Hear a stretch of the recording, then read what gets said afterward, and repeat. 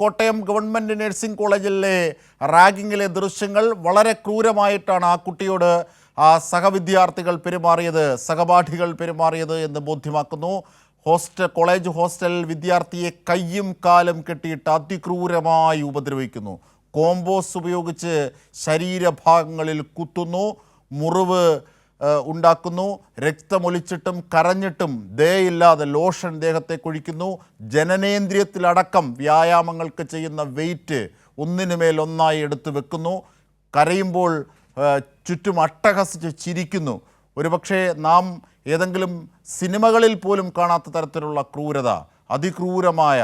ഇപ്പോൾ അമൃതംഗമെ പോലെയുള്ള പഴയ സിനിമകളിലൊക്കെ റാഗിങ് കാണുമ്പോൾ തന്നെ ഇപ്പോഴത്തെ തലമുറ ഞെട്ടാറുണ്ട്. പക്ഷേ അതിനൊക്കെ അപ്പുറത്തേക്ക് ക്രൂരമായ രീതിയിൽ ആ കുട്ടിയെ പീഡിപ്പിക്കുന്നു. സ്വകാര്യ ഭാഗങ്ങളിൽ അടക്കം മുറിവേൽപ്പിക്കുന്നു.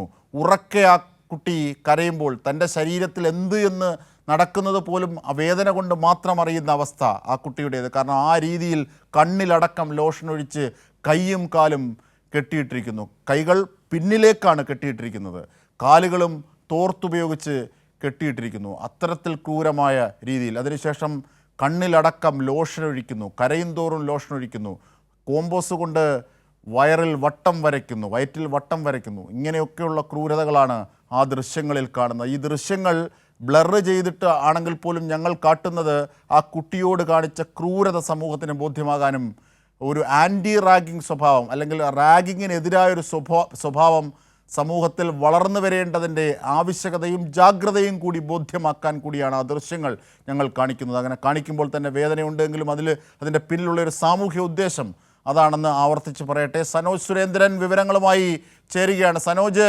ഈ ദൃശ്യങ്ങളാണ് ഒരുപക്ഷെ വലിയ ക്രൂരതയുടെ മുഖങ്ങൾ പോലീസിനടക്കം ബോധ്യമാക്കിയത്.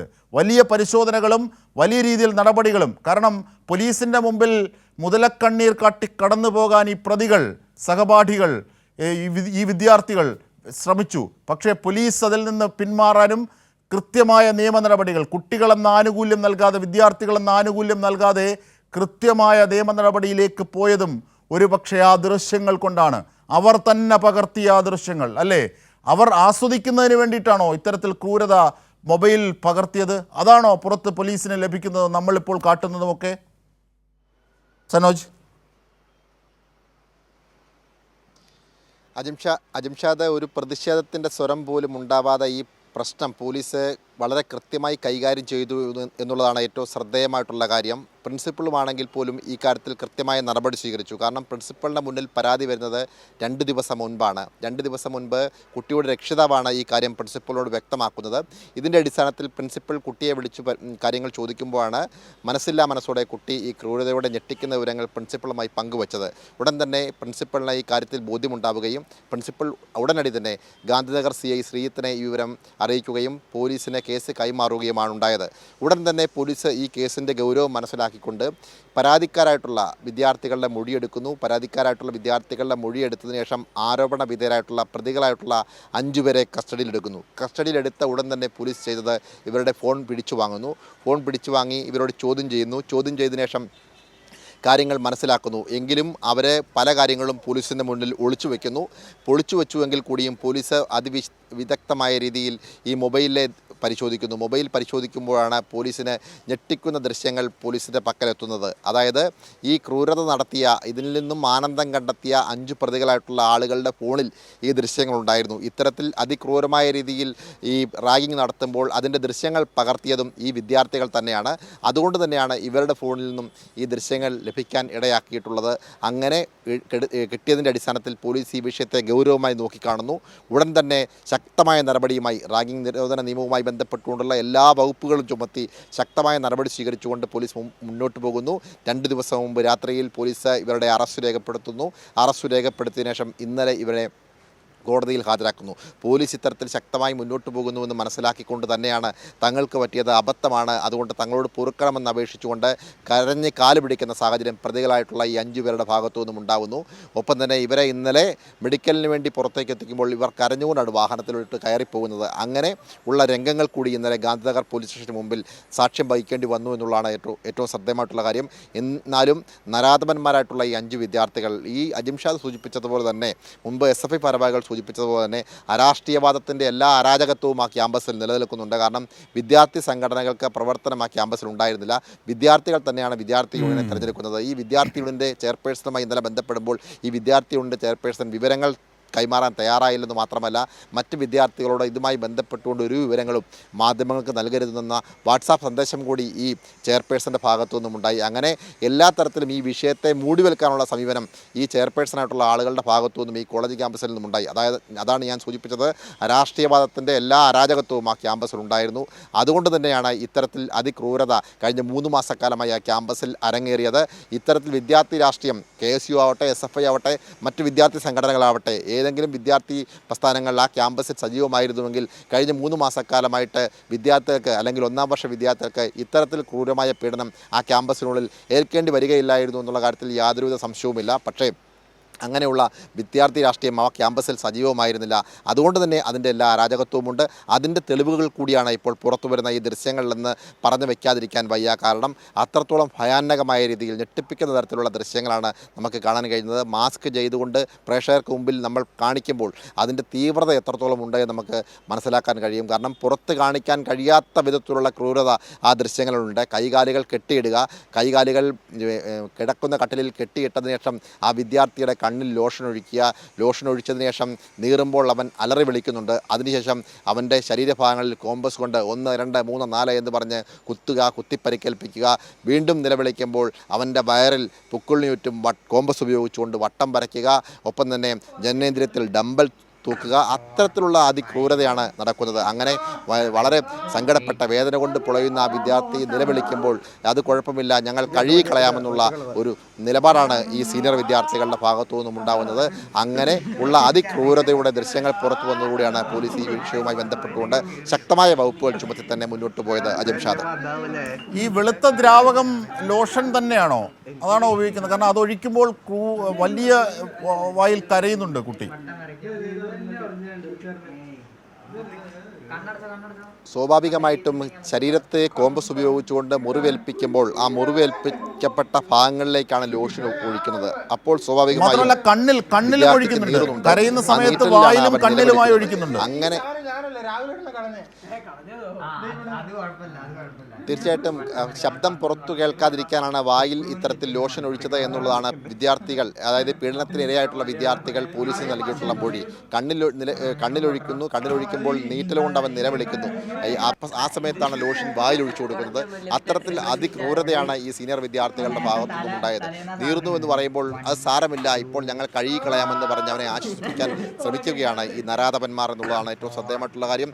അത്തരത്തിൽ അതിക്രൂരമായ പീഡനം, അതിപൈശാചികമായിട്ടുള്ള കേരളത്തിലെ ക്യാമ്പസുകളിൽ എൻ്റെ ഒന്നും ഓർമ്മയിൽ ഇത്തരത്തിലുള്ള ഒരു ക്രൂരമായ വിനോദം ഈ റാഗിങ്ങിൻ്റെ പേരിൽ ഉണ്ടായിട്ട് പോലും ഇല്ല എന്നാണ് ഞാൻ മനസ്സിലാക്കുന്നത്. എന്തായാലും വലിയ തോതിലുള്ള പീഡനമാണ് ഈ 1-ാം വർഷ വിദ്യാർത്ഥികൾക്ക് ഏൽക്കേണ്ടി വന്നത്. അജിംഷാദ്, തീർച്ചയായും കാരണം വിദ്യാർത്ഥികളാണ്, അവരെ അങ്ങനെ പറയുന്നതിന് ബുദ്ധിമുട്ടുണ്ടെങ്കിൽ പോലും അർദ്ധമാനവരാണ്, പകുതിയേ മനുഷ്യരായിട്ടുള്ളൂ എന്ന് തോന്നിപ്പിക്കുന്നു അവരുടെ പ്രവർത്തികൾ.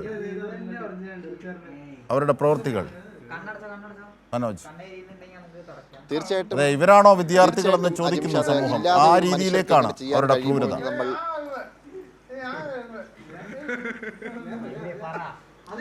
തീർച്ചയായിട്ടും അത്തരത്തിലുള്ള ക്രൂരതയാണ് നമ്മൾ ഇതിനകത്തെ ദൃശ്യങ്ങൾ അത്രത്തോളം ഭയാനകമാണ്, പേടിപ്പെടുത്തുന്നതാണ്. എത്രത്തോളം ക്രൂരതയാണ് ആ വിദ്യാർത്ഥി അനുഭവിച്ചത്. സ്വാഭാവികമായിട്ടും മാനസിക പ്രയാസം അല്ലെങ്കിൽ മറ്റ് പ്രശ്നങ്ങളിലൊക്കെ ഇവർ അടിമകളാണോ എന്ന് പോലും നമ്മൾ ചിന്തിക്കേണ്ടിയിരിക്കുന്നു. കാരണം ഈ നാട് നിരോധിച്ച ലഹരി വസ്തുക്കൾ ഉപയോഗിക്കുന്നവരുടെ ശരീരഭാഷയാണ് ആ ക്രൂരതകളിൽ വായിച്ചെടുക്കുന്നത്. അതിൽ തെറ്റില്ല അങ്ങനെ തോന്നിയാൽ. കാരണം അത്രയേറെ ദൃശ്യങ്ങൾ, കാരണം ഇഞ്ചിഞ്ചായി നോക്കുക, ശരീരത്തിലേക്ക് കോമ്പോസ് കുത്തി ഇറക്കുകയാണ്, എന്നിട്ട് ചിരിക്കുന്നു.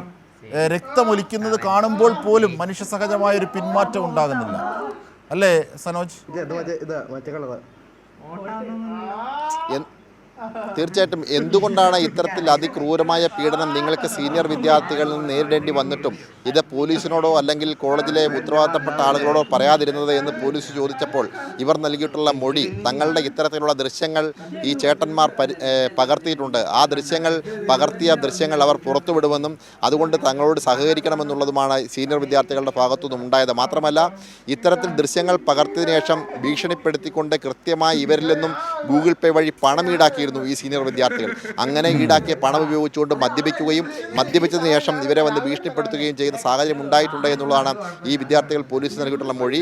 അതുകൊണ്ട് തന്നെ ഈ സീനിയർ വിദ്യാർത്ഥികൾ ഈ റാഗിങ്ങിന് വിധേയരായിട്ടുള്ള വിദ്യാർത്ഥികളിൽ നിന്നും ഗൂഗിൾ പേ വഴി പണം ഈടാക്കിയതിന്റെ രേഖകൾ പോലീസ് കണ്ടെത്തി. അതിനുവേണ്ടിയാണോ ഈ ഗൂഗിൾ പേ വഴി പണം ഈടാക്കാനുള്ള ഭീഷണിക്ക് വേണ്ടിയാണോ ഈ ദൃശ്യങ്ങൾ പകർത്തുന്നത്? ഈ മൊബൈലിൽ ദൃശ്യങ്ങൾ പകർത്തിയതും അവന്മാർ തന്നെയല്ലേ, പ്രതികൾ തന്നെയല്ലേ? തീർച്ചയായിട്ടും ഇത്തരത്തിൽ പ്രതികളായിട്ടുള്ള 5 പേരിൽ ഒരാളാണ് ഇങ്ങനെ ഈ ദൃശ്യങ്ങൾ മൊബൈലിൽ ചിത്രീകരിച്ചത്. ഈ ദൃശ്യങ്ങൾ ചിത്രീകരിച്ചതിന് ശേഷം ഈ ദൃശ്യങ്ങൾ വെച്ചുകൊണ്ട് ഈ വിദ്യാർത്ഥികളെ ബ്ലാക്ക്മെയിൽ ചെയ്തുകൊണ്ടിരിക്കുകയായിരുന്നു. അങ്ങനെ ഓരോ ദിവസവും 800ഉം 1000 രൂപയും ഒക്കെ നിരന്തരമായി ഈ വിദ്യാർത്ഥികളിൽ നിന്നും, ഈ 1ാം വർഷ വിദ്യാർത്ഥികളിൽ നിന്നും ഈ സീനിയർ വിദ്യാർത്ഥികൾ ഈടാക്കിയിരുന്നു. അങ്ങനെ വിദ്യാർത്ഥികൾ ഈടാക്കുന്നത് ഈ ദൃശ്യങ്ങൾ ഉപയോഗിച്ചുകൊണ്ടാണ് ഇവർ ഈടാക്കിയിരുന്നത്. അതുകൊണ്ടാണ് തങ്ങളുടെ ഈ ദൃശ്യങ്ങൾ, നഗ്നരായിട്ടുള്ള തങ്ങളുടെ ഈ ദൃശ്യങ്ങൾ പുറത്തു പോകുമെന്നുള്ള ഭയം കൊണ്ടാണ് തങ്ങൾ പരാതിപ്പെടാഞ്ഞത് എന്നുള്ളതാണ് ഈ 1ാം വർഷ വിദ്യാർത്ഥികൾ പോലീസിന് നൽകിയിട്ടുള്ള മൊഴി. അങ്ങനെ നിരവധി തവണ 1ാം വർഷ വിദ്യാർത്ഥികളിൽ നിന്നും ഈ 5 പ്രതികൾ ചേർന്ന് പണം ഈടാക്കിയിട്ടുണ്ട്. അങ്ങനെ പണം ഈടാക്കിയിരുന്നത് ഗൂഗിൾ പേ വഴി ഉപയോഗിച്ചുകൊണ്ടാണ്.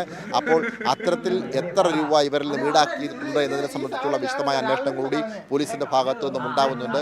കേൾക്കൂ, ഇത്തരത്തിൽ അതിക്രൂരമായിട്ട് ഈ വിദ്യാർത്ഥിയെ പീഡിപ്പിക്കുമ്പോൾ അവന്മാർ ആനന്ദം കൊണ്ട് സന്തോഷിക്കുന്ന രംഗങ്ങൾ കൂടി ഇതിൻ്റെ ഓഡിയോയിലൂടെ നമുക്ക് പ്രേക്ഷകർക്ക് മുമ്പിൽ എത്തിക്കാൻ കഴിയുന്നുണ്ട്. ഒരു സ്ഥലത്ത് വിദ്യാർത്ഥി നിലവിളിക്കുന്നു, വേദന കൊണ്ട് പൊളയുന്ന വിദ്യാർത്ഥി നിലവിളിക്കുന്നു. മറുവശത്ത് ആനന്ദം കണ്ടെത്തി അട്ടഹസിച്ച് ചിരിക്കുന്ന റാഗിങ് നടത്തിയ പ്രതികളെയാണ് കാണാൻ കഴിയുന്നത്. അതിൻ്റെ ശബ്ദമാണിപ്പോൾ പുറത്തുപോയിക്കൊണ്ടിരിക്കുന്നത്. അജിംഷാദ്. തീർച്ചയായും, കാരണം ഈ പ്രതികളും നേരത്തെ ഇത്തരത്തിൽ റാഗിങ്ങിന് വിധേയമായിട്ടുണ്ടോ എന്നതുകൂടി പരിശോധിക്കണം. കാരണം സനോജ് സുരേന്ദ്രൻ നേരത്തെ സൂചിപ്പിച്ചല്ലോ, അരാഷ്ട്രീയ ക്യാമ്പസാണ്, രാഷ്ട്രീയ പ്രവർത്തനമില്ലാത്ത ക്യാമ്പസാണ്, വിദ്യാർത്ഥി സംഘടനകളില്ലാത്ത ക്യാമ്പസാണ്. സ്വാഭാവികമായി അതുകൂടി പരിശോധിക്കണം, അതിൻ്റെ ആഴത്തിലേക്ക് കൂടി പോകേണ്ടതുണ്ട് അല്ലേ? തീർച്ചയായിട്ടും കഴിഞ്ഞ 3 വർഷക്കാലമായി നമ്മളോട് ഫോണിൽ സംസാരിച്ച മെൽബിനുമായി ഞാൻ സംസാരിച്ചിരുന്നു ഈ വിഷയം ഉണ്ടായ ഉടൻ തന്നെ ഇന്നലെ. അപ്പോൾ മെൽബിൻ എന്നോട് പറഞ്ഞത്, SFIയുടെ ജില്ലാ സെക്രട്ടറിയാണ്, കോട്ടയം ജില്ലാ സെക്രട്ടറിയാണ് മെൽബിൻ. അവിടെ കഴിഞ്ഞ 3 വർഷക്കാലമായി SFIക്ക് യൂണിറ്റ് ഉണ്ടായിരുന്നില്ല. അതിന് മുമ്പ് SFIക്ക് യൂണിറ്റ് ഉണ്ടായിരുന്നു. SFIക്ക് യൂണിറ്റ് ഉണ്ടായിരുന്നു. നമ്മൾ ആളുകളെ ഒന്ന് സംഘടിപ്പിക്കാൻ വേണ്ടി ഇടപെട്ടുകൊണ്ടിരിക്കുകയായിരുന്നു. അപ്പോഴാണ് ഇത്തരത്തിലുള്ള സംഭവ വികാസങ്ങൾ പുറത്തു വരുന്നത്.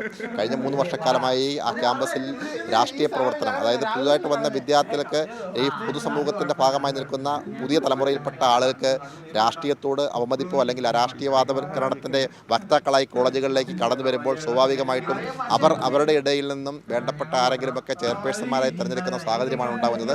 അവരുടെ നിയന്ത്രണത്തിൽ ആ ക്യാമ്പസുകൾ മുന്നോട്ട് പോകുമ്പോൾ ഇത്തരത്തിലുള്ള അരാജകത്വ പ്രവണതകൾ ആ ക്യാമ്പസുകളിൽ ഉണ്ടാവുകയാണ്. അതിൻ്റെ ഏറ്റവും ഒടുവിലത്തെ ഉദാഹരണമാണ് ഇത്തരം ദൃശ്യങ്ങളും രംഗങ്ങളും ഈ പീഡന വാർത്തകളും എന്നുള്ള കാര്യത്തിൽ യാതൊരു തർക്കവുമില്ല. അജിംഷാദ്.